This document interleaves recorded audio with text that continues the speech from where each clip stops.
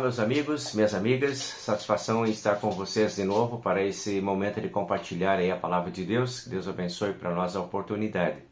Sempre é uma satisfação poder se encontrar, né, e poder trazer alguma reflexão em torno das histórias bíblicas, que é o nosso tema de reflexão nesses últimos encontros aí. Estamos olhando as histórias bíblicas do Novo Testamento, já tivemos a oportunidade de olhar as do Antigo e agora estamos no momento em que Jesus convida os seus discípulos, o início do ministério de Jesus. Está compondo então o grupo que vai acompanhá-lo e que vai fazer da sua igreja, né, vai fazer a continuidade da sua igreja depois. Então, bem interessante a gente poder olhar para essa página da história, quando Jesus começa chamando os discípulos ali em João capítulo 1, depois Mateus capítulo 9 e 10, Marcos capítulo 3 e também Lucas capítulo 6. Nesses endereços aí você pode encontrar toda a história da convocação dos 12 discípulos, né, que uns vão são sendo chamados diretos por Jesus e outros já vão fazendo sua obra missionária de ir convidando, né, os demais discípulos para virem conhecer Jesus. Então todo o trabalho da igreja, o trabalho missionário da igreja, já começa a se desenvolver aí, né, no chamado, na escolha, no chamado, na convocação, no desafio, né, para ser discípulo. Muitos desafios eles terão pela frente, né, que eles nem imaginam ainda, mas a gente vai encontrar um grupo bem disposto para fazer parte desse grupo de alunos, que são os primeiros alunos de Jesus Cristo.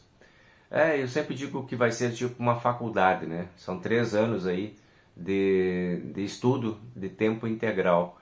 Jesus convida eles a abandonarem tudo aquilo que eles estavam fazendo, e eles fazem isso, né? E vão atrás de Jesus. E vão ali dia e noite, né? Aprendendo junto ao Mestre as coisas que precisavam aprender para estabelecer e fundamentar a igreja cristã que vem nascendo aí agora, né? É bem importante a gente ver assim, a diversidade de pessoas que está nesse portfólio de Jesus aí na seleção dos discípulos. Ele vai chamar André e João, depois vai ter um outro momento que ele vai chamar o Simão Pedro, e aí vem o Filipe, que vai se aproximando também, o Natanael, que é outro que vai também se aproximando, né? Vem Mateus, ou Levi, né, que está aí na sequência também, e depois então todos os demais. Então nós vamos ver aí os 12 homens, né, que se dispõem a fazer essa caminhada com Cristo e aprender esse momento. Discípulos de Jesus, né, é o nome que a gente tem, né? Depois eles são chamados de apóstolos também, mas é princípio discípulos, né? O discípulo é o aluno, aquele que tem disponibilidade, disposição e boa vontade para aprender. Esse é o que caracteriza o discípulo, né? Aqueles que encontram, diz o nosso texto aqui, aqueles que encontram em Cristo o Messias prometido, o Cordeiro de Deus que veio para tirar o pecado do mundo. Esses são os discípulos, né? Essa ideia de discípulo é bem importante, que ela tem essa ideia dessa humildade para aprender. E esse é um requisito importante e fundamental para todos os seguidores de Cristo. Se nós não temos essa disponibilidade de sentar e aprender com Cristo e deixar com que Ele fale o nosso coração, em vez de nós ocuparmos o lugar, né, de destaque no que diz respeito à estrutura de igreja e povo de Deus, essa disponibilidade de humildade, ela é necessária e fundamental. Quem não tem essa disponibilidade não tem qualificação suficiente para ser um discípulo.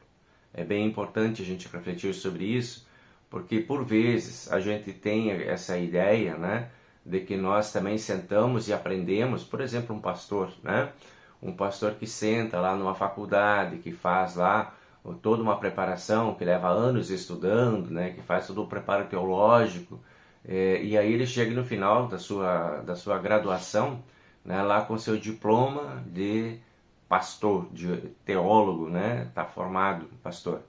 E aí o que é esse pastor? É o cara que está pronto para fazer tudo e que sabe tudo e não tem mais nada para aprender? Ou ele é um discípulo permanente, né? Esse é um primeiro ponto para a gente pensar. Para nós pastores refletirmos também, né, sobre essa importância de termos essa humildade de estarmos na condição de constantes discípulos, sempre com a disponibilidade de aprender e com humildade para aprender, e jamais com aquela arrogância de assumirmos, né, os conhecimentos que temos para impor aos outros os nossos pensamentos ou até às vezes humilhar os outros com os nossos conhecimentos. A ideia não é essa. O discípulo é aquele que tem disponibilidade para aprender, que permanece em constante condição de discípulo, que aprende e que reparte e distribui essa palavra, né? E isso não serve apenas para os pastores, que são, né, os que se formam aí numa faculdade, mas para todos nós que somos membros da Igreja de Cristo. Na medida em que nós conhecemos a palavra de Deus, quanto mais conhecemos, mais discípulos precisamos ser, mais disponibilidade para aprender. Nunca vai chegar aquele momento em que nós estaremos prontos, porque já sabemos tudo, estamos preparados, ou estudamos, descobrimos como estudar, estudamos, aprendemos e temos habilidade para ensinar, sim. Jamais isso deveria ser um distintivo para nos separar das outras pessoas, ou nos considerar assim mais elevados, mais preparados, mais iluminados, mais fortalecidos, e discriminando talvez algumas pessoas que não têm o mesmo preparo, né? Na Igreja de Cristo não tem lugar para isso. Essa ideia de discípulo que está pronto, ela está longe, bem longe daquilo que Cristo estava chamando os seus primeiros lá para ensinar. E Ele deu para eles habilidades, estavam sentados ao pé do próprio Deus, aprendendo com Deus ali, e Jesus Cristo chama eles à humildade. Não, a humildade não estão prontos ainda.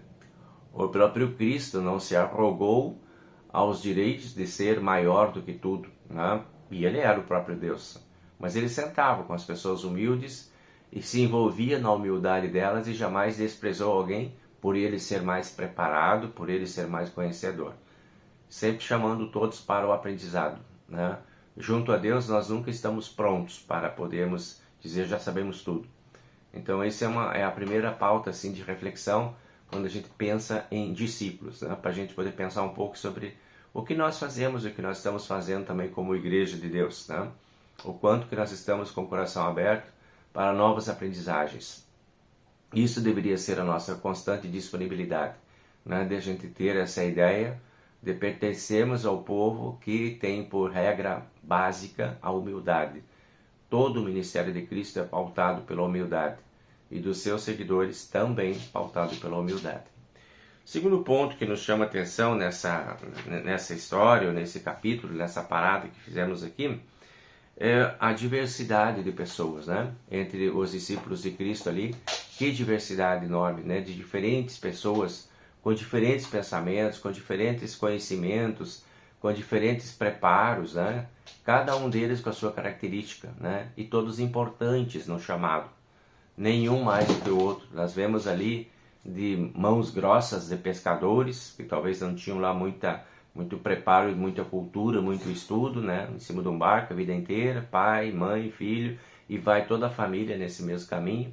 Entre eles lá Jesus acha seus principais e primeiros discípulos, né? Os humildes pescadores. Mas também avançamos para outros que são funcionários de alto escalão públicos, né? Como Davi ou Levi, por exemplo, que era o Mateus, né? Percebemos que ele é um funcionário de alto padrão, né? Um funcionário público de alto padrão. Então ali já devia ter um grau de cultura um pouco mais elevado, uma importância social maior. Também foi chamado. E aí olhamos para o outro lado e encontramos um médico, né, o Lucas, outro também com uma qualificação distinta, especial, e foi chamado também. Então veja, no chamado de Cristo não tem diferença para um ou para outro, não tem diferença de conhecimento, de status social, de nível cultural, de status intelectual. Todos os que são chamados pelo caminho da humildade, primeiro, e depois sem distinção. Sempre com a ideia de um lugar para todos. Todo mundo tem lugar, todo mundo tem espaço, todo mundo tem vez no ministério e na Igreja de Cristo. É o que Deus espera e o que Deus oferece para os seus discípulos e que Deus também oferece para todos nós. Estamos todos dentro dessa ideia, né? De não podemos pensar, não precisamos pensar, eu não sei muito, eu sei pouco, não tenho muito estudo, não tenho muito conhecimento, não tenho muita importância, não sei me expressar muito bem, né? Deus não faz essa diferença. Essa diferença social, sociológica, intelectual, ela é humana. No ministério de Deus, na palavra de Deus, ela é a que dá qualidade para aquilo que fazemos. É pela palavra que nós nos identificamos e é na palavra que estão as qualidades daquilo que fazemos. E é o que Deus deixa para nós através desse chamado aqui, desse grupo tão assim, diferente, né? Tão misto, né? De pessoas com tantas habilidades diferentes, todas qualificadas pelo aprendizado, pela humildade e pela a sua ideia, né? De que o mestre é o mestre e todos nós somos discípulos, né? Não existirá entre nós diferença, existe diferença entre nós e o mestre. Ele é o mestre, nós somos todos discípulos. E aqui embaixo, nesse patamar de discípulos, a humildade é o tempero de todas as nossas relações. Então fica para a gente pensar sobre isso, né? Essa ideia de que todos temos esse chamado, né? Para fazermos parte da Igreja de Cristo, para sermos discípulos do corpo de Cristo. Outro detalhe importante que vai além, né, um pouco daquilo que nós estamos acostumados como igreja, muitas vezes a gente vê a igreja como um chamado nosso para irmos ao culto, né? A gente vai no culto, a gente senta lá, a gente aprende, a gente sabe todas as coisas. Quando tem um estudo bíblico também a gente vai, a gente senta, a gente aprende e está tudo bem, né? A gente cumpre as regras e obrigações das igrejas que têm seus estatutos e regimentos, então está tudo certo, né? Beleza. Vai um pouco mais do que isso, o chamado da fé vai um pouco mais. Vai o chamado para a prática, né? É não apenas para ouvir. O discípulo não é aquele que fica só aprendendo, mas é aquele que aprende e aplica. Essa é a ideia, né? Por vezes a gente tem essa ideia, né, de aprender, estamos sempre aprendendo e temos tanta coisa para aprender e achamos tudo lindo, maravilhoso que aprendemos e participamos de todos os encontros, de todos os congressos, de todas as palestras e praticamos quase nada daquilo que aprendemos. E aonde que está a finalidade do aprendizado, então? Né? Jesus chamou os seus discípulos e colocou eles à prática, né? Ele deu conhecimento, deu informação, deu subsídio e base para eles, mas já foi enviando. Eles foram chamados e foram enviados, né? Eles tinham protagonismo, e esse protagonismo é o protagonismo que Deus espera de todos os seus discípulos. Então, somos discípulos para sermos protagonistas, e não apenas eternos aprendizes, né?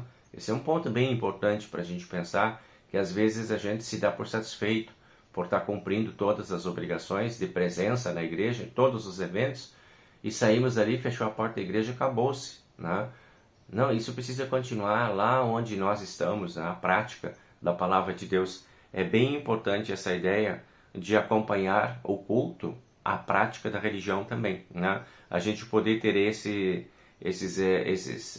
elementos. Os discípulos, eles estavam diariamente com Jesus, né? E esse chamado diário deles ali era para a prática, era para ver como é que a coisa funcionava, né? E essa condição muitas vezes exige de nós um desprendimento, um despojamento. Jesus Cristo diz para eles, né? Convida eles, vamos deixar tudo que vocês estão aí fazendo e vão comigo. Esse chamado é um chamado importante.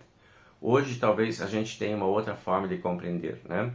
Eu acho tão bonito quando tem as pessoas que têm o seu chamado profissional, que têm o seu chamado familiar, que têm todas as obrigações, que têm toda a vida acontecendo, e mesmo em meio a todas as suas responsabilidades profissionais, encontre um espaço para a prática da sua fé.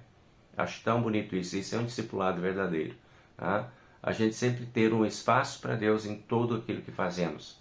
Ter um espaço para Deus na nossa vida, nas nossas escolhas, nas nossas decisões e especialmente naquilo que fazemos, né, o que praticamos.